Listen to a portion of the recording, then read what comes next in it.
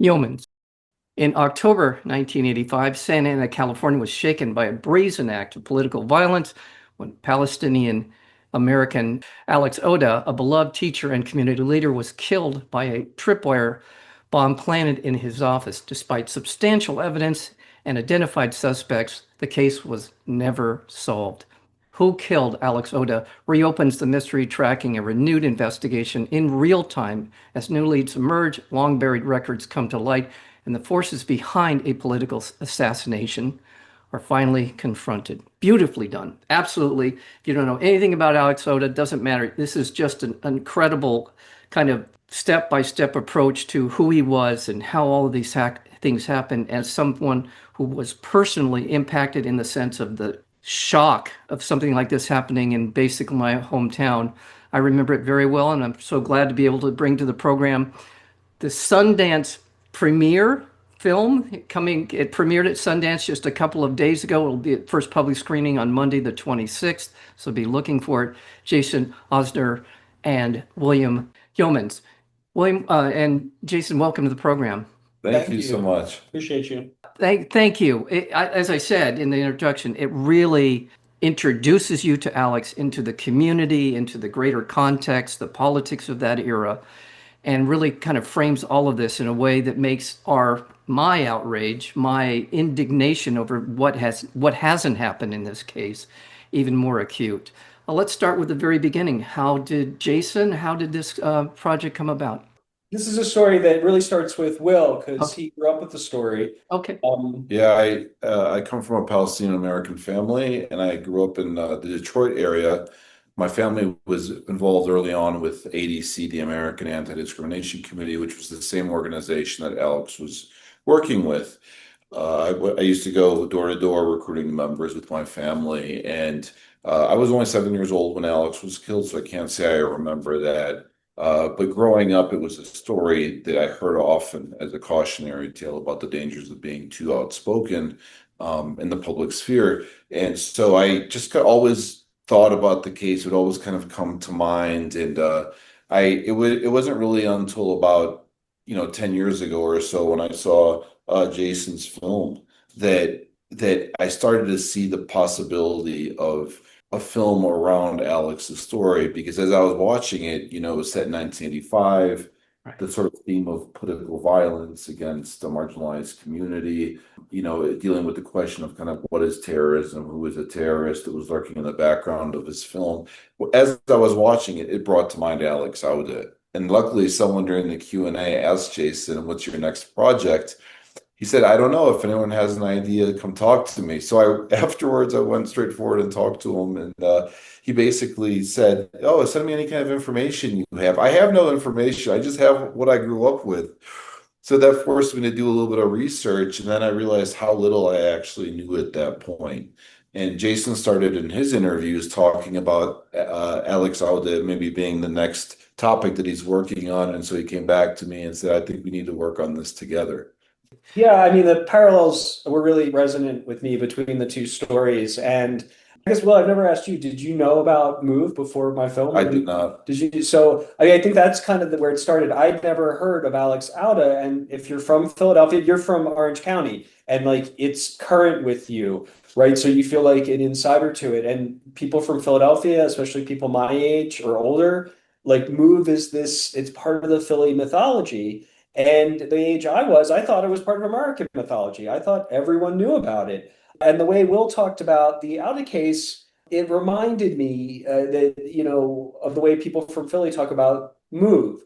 Because if you were Arab American and you were politically active, you talked about this in your family, in your communities. But if you were from a different American community, you didn't. And that really interested me, that we were both Americans, both working at this research university, but we didn't share the same mythology. And if we kind of came together over that, that was interesting grounds to collaborate on a film.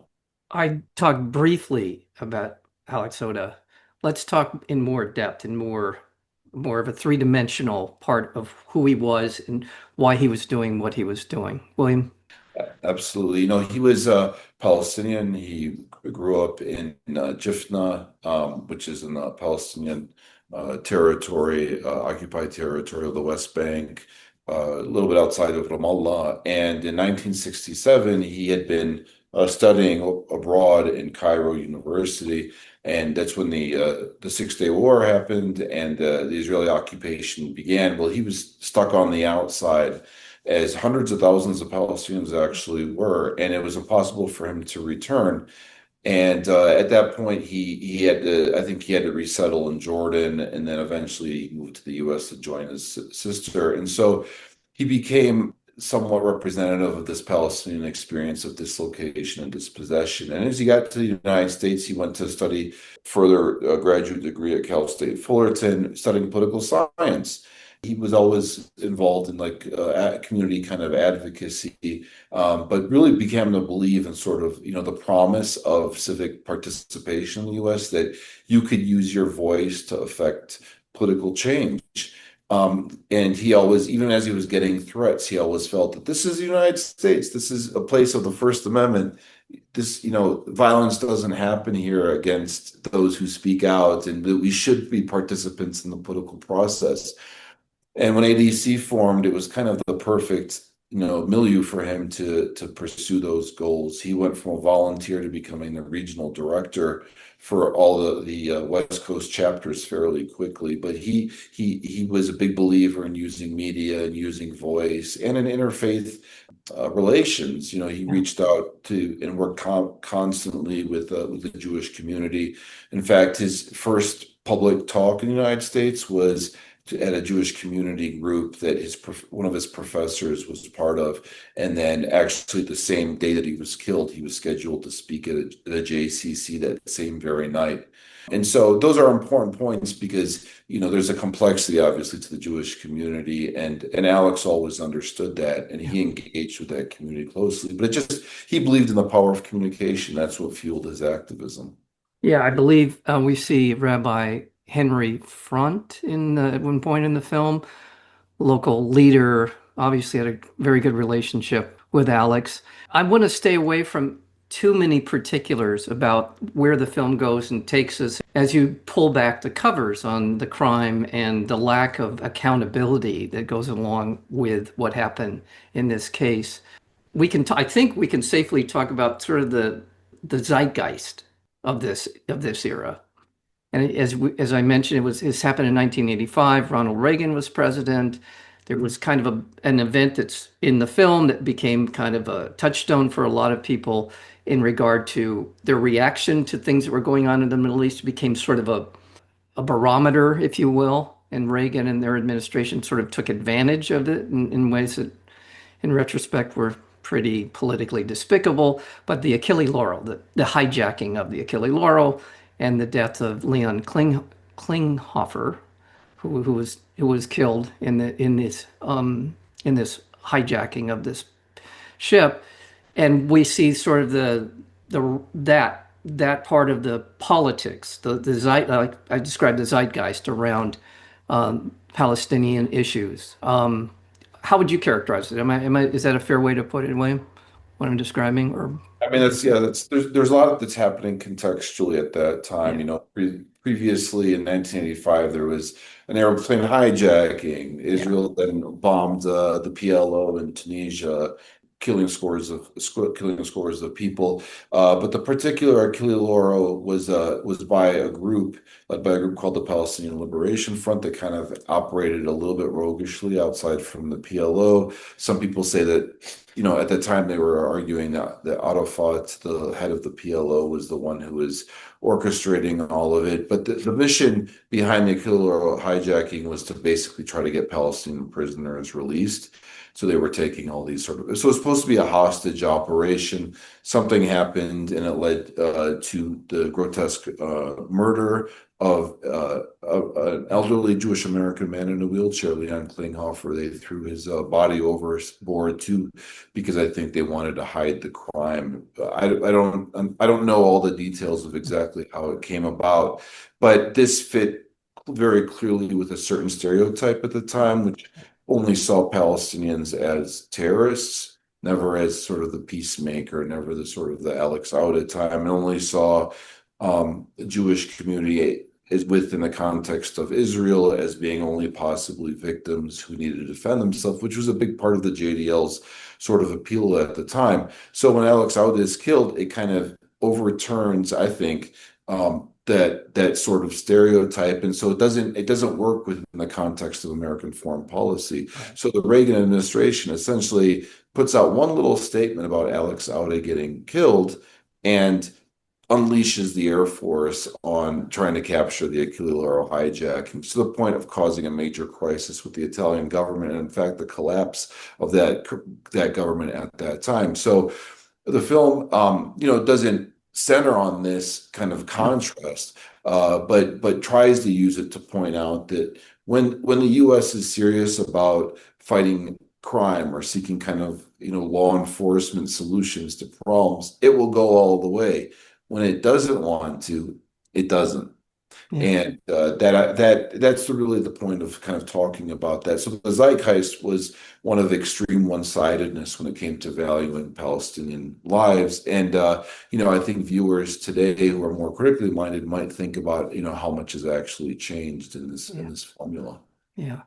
There's an important figure that emerges in the film whose impact and influence clearly still resonates today in Israel, Meir Kahane.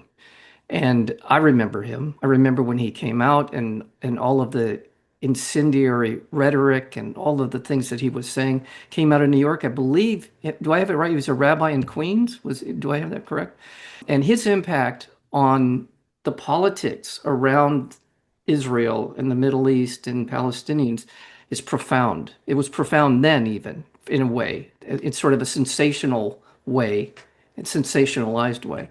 But Jason, that's one of the things I really admire about Who Killed Alex Odeh is that we are seeing all of the different forces in play that do have a direct impact on the investigation into his assassination. And Meir Kahane is near the top of that list for me. Is that a fair assessment? I think some of the big themes of the film to us are about impunity and extremism, Yeah. right? So what happens when acts of terrorism, hate-based violence go unpunished or allowed to be swept under the rug, and those voices can become more powerful. And I think we see this story as an example of that. I don't want to dwell too much on Kahane, but his impact wasn't just here in the United States. He went on to have a tremendous impact on the politics of Israel. And I think the film in a way makes the case that his influence today is maybe stronger than it was contemporarily to his time. So we're seeing it now play out. And I also think it argues against the point of view of some people in the US that feel that they can separate themselves from the story of Israel, that they can place it somewhere very far away and very outside of the American experience, and therefore not having no responsibility for it. And I think the fact that Kahane was an American, that many figures in the Israeli government and certainly in the settler movement are Americans. That's one of the things I think also that we're looking to point out and maybe upset the apple cart a little bit of assumptions that make people more comfortable, Americans more comfortable to say, not my problem. Yeah, it does. It does that very well. I just want to let people know we're speaking with the co-directors of Who Killed Alex Odeh. That would be Jason Osder and William Youmans. I just want to acknowledge the work that we see from our intrepid journalist, David Sheen, who really dives in.